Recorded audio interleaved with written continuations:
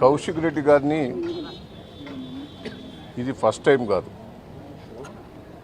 ఆయనే అసెంబ్లీలో కానీ బయట కానీ కాంగ్రెస్ పార్టీ చేసే తప్పులన్నీ ఎత్తు చూపెడుతున్నాడు.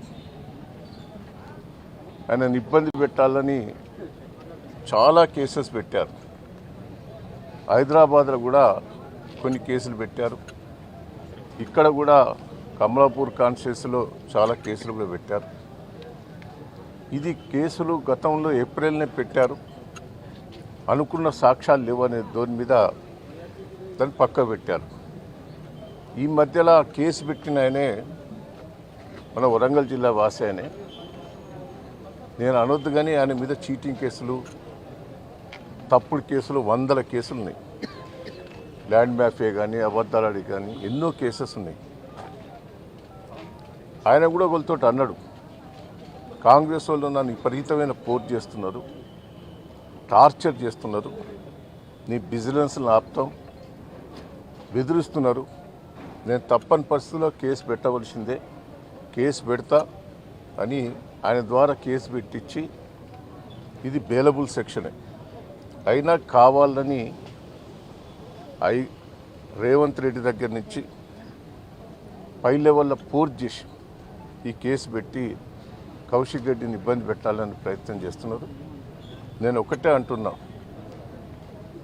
ఇప్పటికీ కాళేశ్వరం మీద విచారణ పేరు మీద హరీష్ రావు గారు పిలిచారు, కేసీఆర్ గారు పిలిచారు, అదే తిరిగా కేటీఆర్ గారిని వేరే దాంట్లో వాళ్ళని పిలిచారు.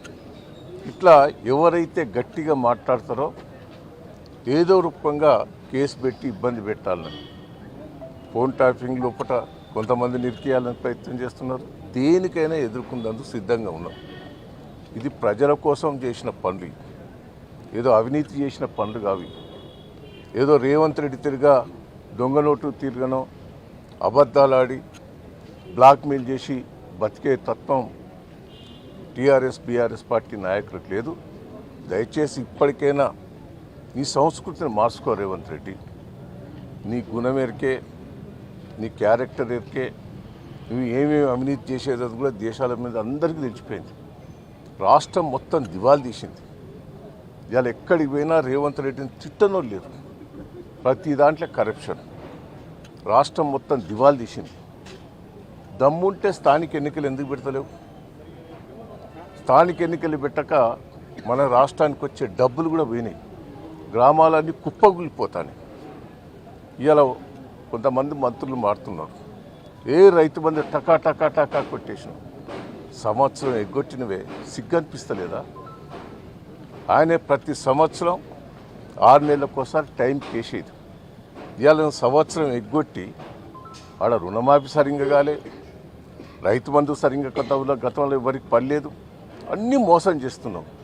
రైతుల దగ్గర కూడా మోసం చేస్తున్నాం.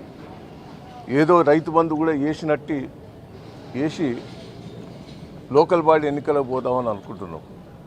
ఈ లోకల్ బాడీ ఎన్నికలలో ఎవరైతే గట్టి లీడర్లు ఉన్నారో వాళ్ళ మీద అక్రమ కేసులు పెట్టి లోపల పడేయాలని ప్రయత్నం చేస్తున్నారు.